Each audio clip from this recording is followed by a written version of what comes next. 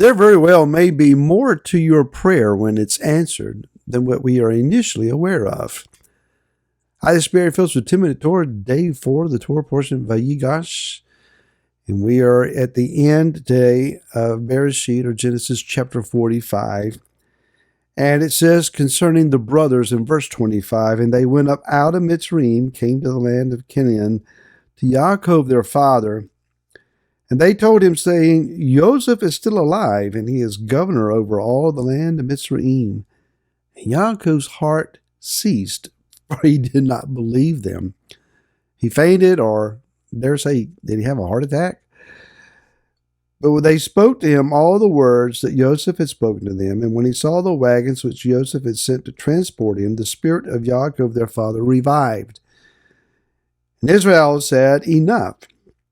My son Joseph is still alive. Let me go and see him before I die. Now, there's a transition here. They were speaking to Yaakov, but it was Israel who determined what the response is going to be. So there is Yaakov, the natural man, the set-apart man, a Sadiq, a righteous man.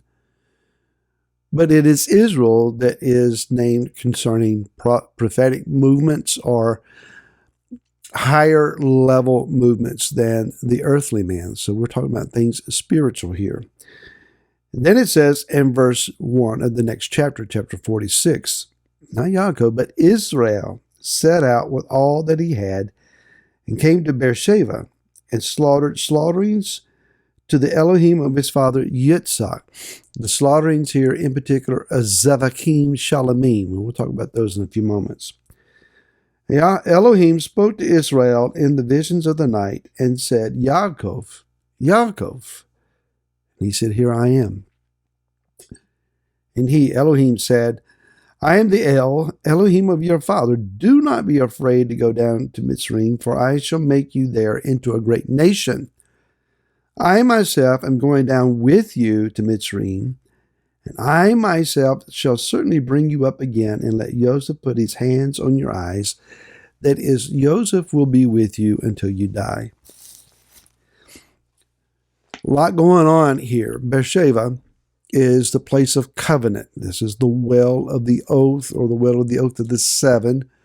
Goes all the way back to the days of Abraham and Abimelech, the king of Gerar, who brought ewes out. Abraham brought out ewes, and he made a covenant saying, these wells are my wells, and I just want you to understand that. So a covenant was enacted there, and Beersheba became then a place of great significance. It is the dwelling place of Yitzhak.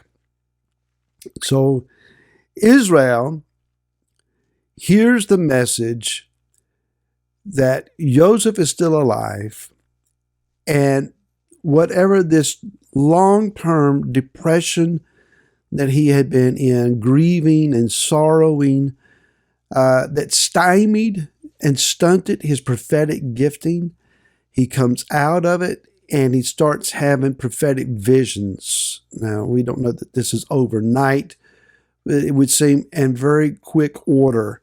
The prophetic gifting is restored. A little side note here.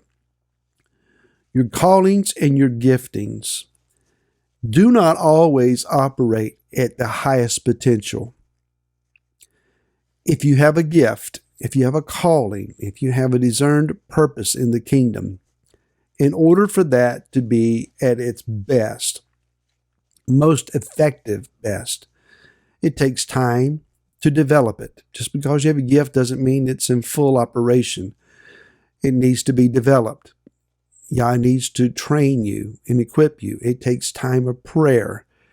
It takes time of learning why you have this gift and how to operate in that gifting. People have surmised, well, I have this verbal gift, this vocal gift, prophecy or tongues or interpretation or discernment, word of wisdom or knowledge, and they're just very blunt and blatant with it. Well, it's my gift. You just have to take it. Well, that's not always the way to do things. Sometimes it takes the ability of tact and diplomacy to operate in your gifting. Just because you have the gift of healing doesn't mean you go lay hands forcefully and suddenly on people and push and shove on them. That's not good operation of gifts. So there's a need of some maturity along with our calling. A little side note there. But certainly depression can stun it. Being down, being dysfunctional, being depressed, being sad and blue really can stunt your gifting. Let's move on. So he said, I'm going to go see Joseph.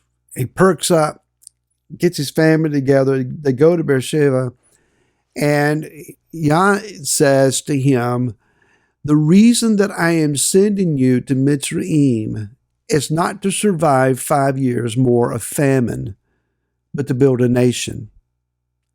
Famine was the presenting issue. Nation building was what the real purpose was. Situations in the earth, international, national, local, state-wise, congregational, maybe, in your family for certain. What seems to be the presenting issue sometimes is a side issue, that there's really something else going on that is of a higher purpose and a higher level of importance. Certainly, they needed food to eat. It would be better, Joseph's words will come down here and let me take care of you in these next 5 years. Yah says, in addition to you being fed and nourished and given the opportunity to live through the remainder of the famine, I'm going to take you down and build a nation out of you. Which now brings us to these offerings, Sevakim Shalomim. These offerings are Thanksgiving offerings. They're detailed for us more fully in Leviticus or Vayikra chapter number 3. These offerings are not just worship offerings that are generic. They have a particular purpose. There is something assigned to them.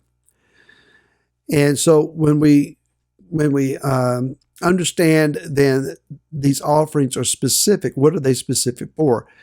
Zevakim are offered 3 other important times in the book of Shemot or Exodus chapter 11 and 12. They are the Pesach Korban or offering. They're about the Passover lamb.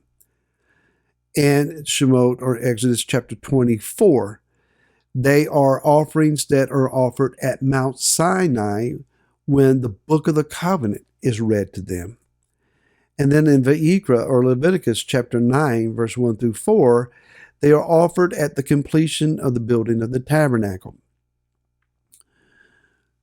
The Passover lamb signified the completion of Israel's stay in Mitzrayim and the turning point where they now are released. And so there is a thanksgiving for Yah protecting them and keeping them as a separate nation and people up until that point.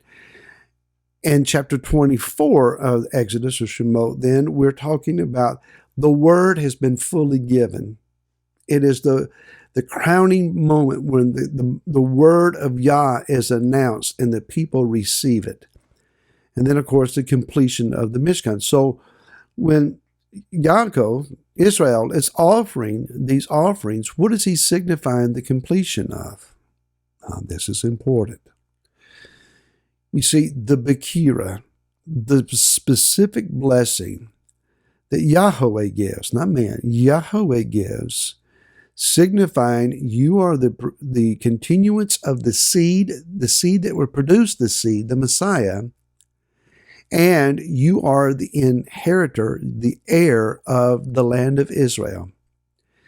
It had gone generationally to one individual. Now it needed to go to all 12 tribes. But at this point, a tribe was missing. Joseph. Now Yitzhak is rejoicing. My son Joseph is yet alive. There are 12 tribes. Now I can go down and we can have the Bekira given to all the tribes, that they all acknowledge the lineage of the seed and they all receive the land. It had to be this way. We'll talk more about this tomorrow. To then, shalom.